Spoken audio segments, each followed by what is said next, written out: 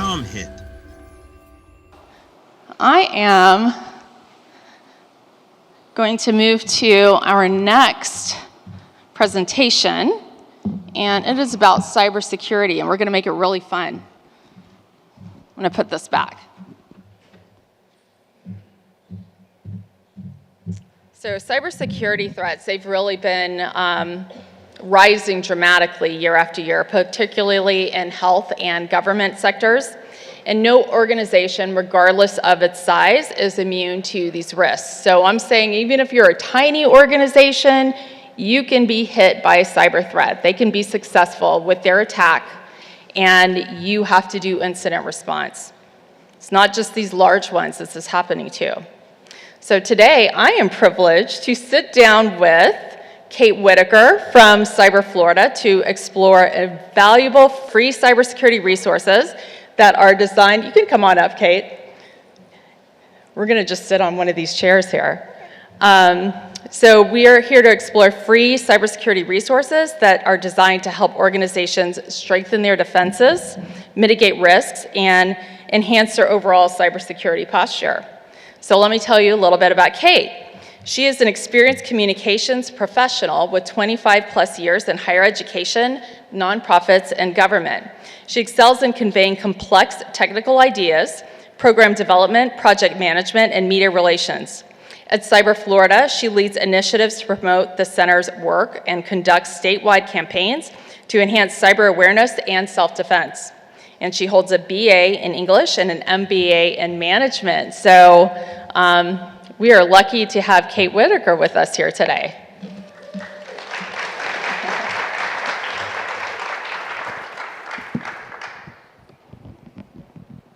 So yeah, I think we'll be okay. We'll be a little bit intimate today. Okay, that works. So Cyber Florida helps organizations and individuals strengthen their cybersecurity profile, and that is through the entire state of Florida. So correct. Can you tell the audience a little bit about Cyber Florida's work and also your role in it? Sure, I'd be happy to. So Cyber Florida is an interesting, unique organization kind of in the country. We are quasi-governmental, quasi-higher education. So we are the official state center for cybersecurity. We were created by the Florida legislature in 2014. And like Kendra said, our goal is we focus on 3 areas. It's education, research, and outreach. So we work to make Florida's citizens and organizations and businesses improve their cybersecurity posture. And then we also work to inspire future cyber professionals, because there is a serious lack of cyber professionals right now in Florida, in the nation, and globally. So I think Florida has something on the order of 30,000 unfilled cybersecurity jobs right now. Nationally, it's something like 500,000, and globally, it's 4 million. It's a very lucrative field. It's a good career to get into. It's a growing field. It's not going anywhere anytime soon. So we work all the way down from the kindergarten all the way up through PhD level to encourage people to pursue careers in cybersecurity. Thank you. Mm-hmm. So I know that you guys provide free resources, educational resources, and that's for all employers. But there is a special focus on first responders and government employees and small businesses as well. So what's kind of crucial for these groups to prioritize for cybersecurity training? So when we talk about critical infrastructure, if you're familiar with Department of Homeland Security, there's 16 sectors of critical infrastructure. I would say that healthcare first responders are the most critical of critical infrastructure. Because when things go wrong, that's where people turn to is the first responders in the healthcare for those basic human needs of survival in those instances. So it's unfortunate healthcare is a highly targeted group for cyber criminals. It's a very ripe area for what we call cyber extortion, which is a form of ransomware, basically, where, you know, it used to be, we have your data, pay us if you want it back. Nowadays, it's, we have your patient's data, pay us if you don't want us to release it publicly. And almost every healthcare facility probably has a high-profile patient or two in the mix. So somebody, a political person, elected official, CEO, a president, somebody that does not want their medical history to be public knowledge, those are targets for cyber extortion. There's also the fact that you're providing much needed services.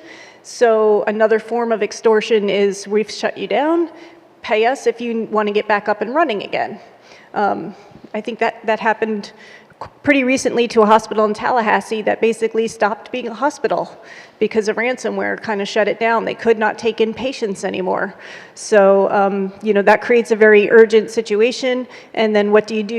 You don't want to pay, but you need to get back up and running as fast as possible. So those are all major concerns for first responders in healthcare. Yeah, for sure. It's really great information. So how many people in the room, show of hands, have their organizations or their communities been hit by a cyber attack?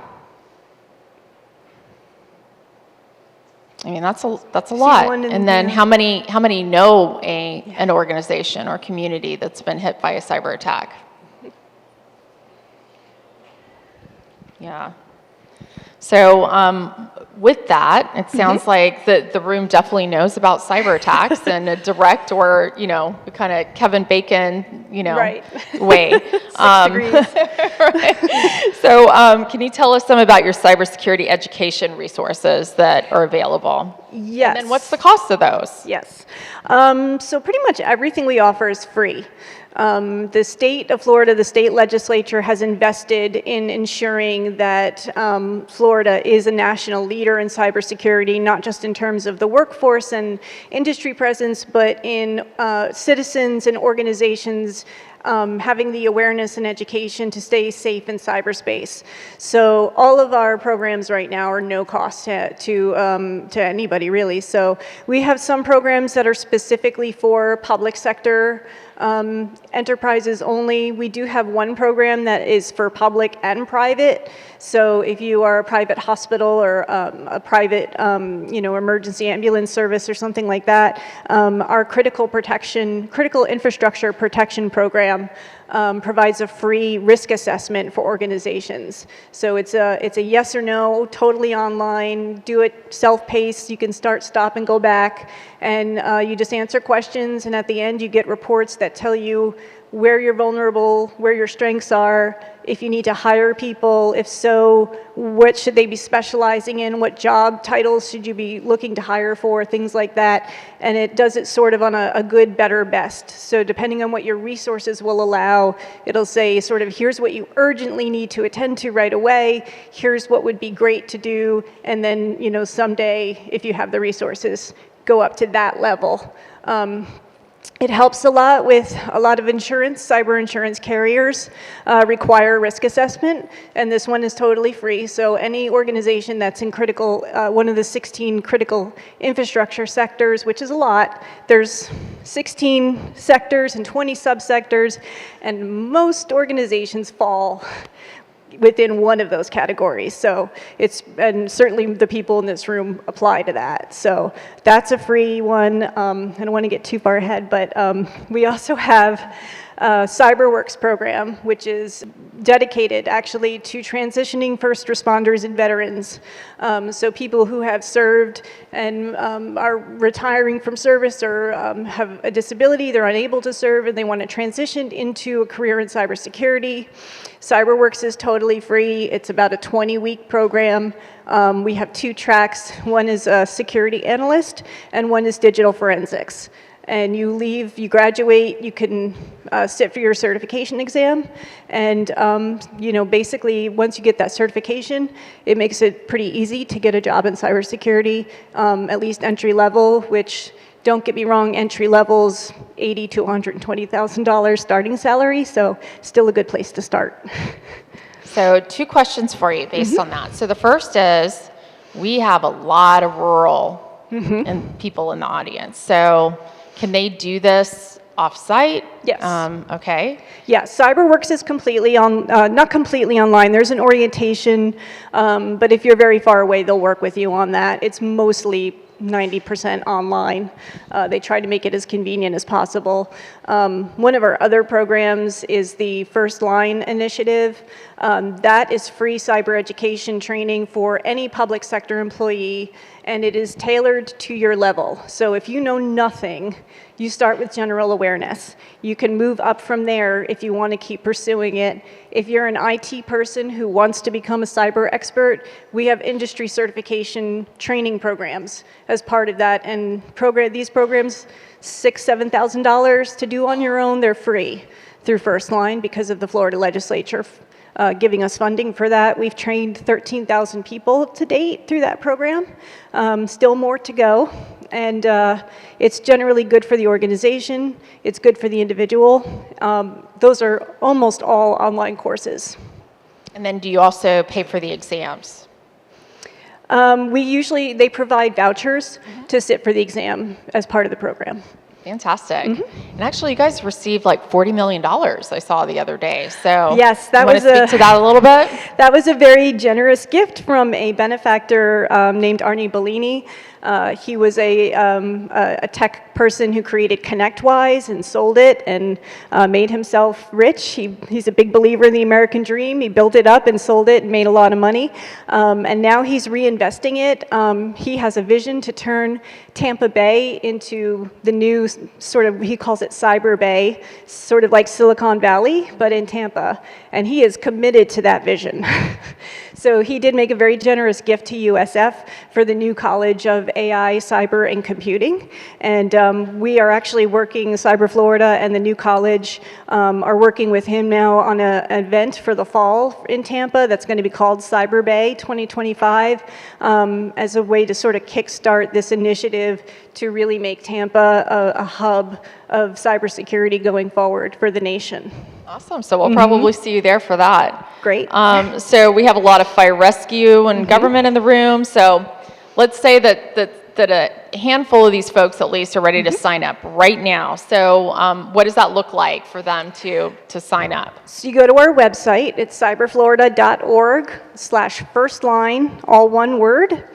And there you will see a list of the free programs that are available to public sector personnel.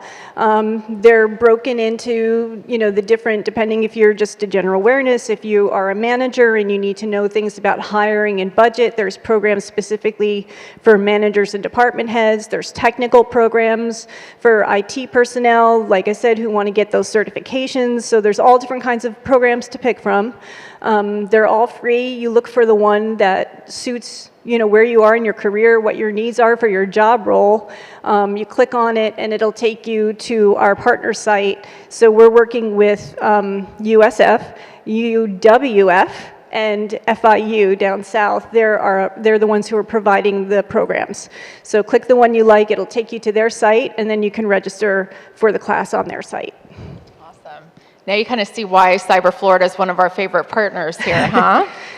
As some of you know, CommHIT does have an entry-level apprenticeship occupation that helps rural and small businesses. So a lot of rural hospitals, we're in the majority of the critical access hospitals, and that helps them with cybersecurity threat monitoring, day-to-day network admin and security, as well as incident response. And you guys have a SOC program, an apprenticeship program. So can you speak a little bit to that program and how apprenticeship kind of helps students transition from the training to employment from that program? Through that program. Yes. So some of the feedback we've gotten from employers is that college kids graduate and they have the degree, but they don't have the hands-on keyboard experience.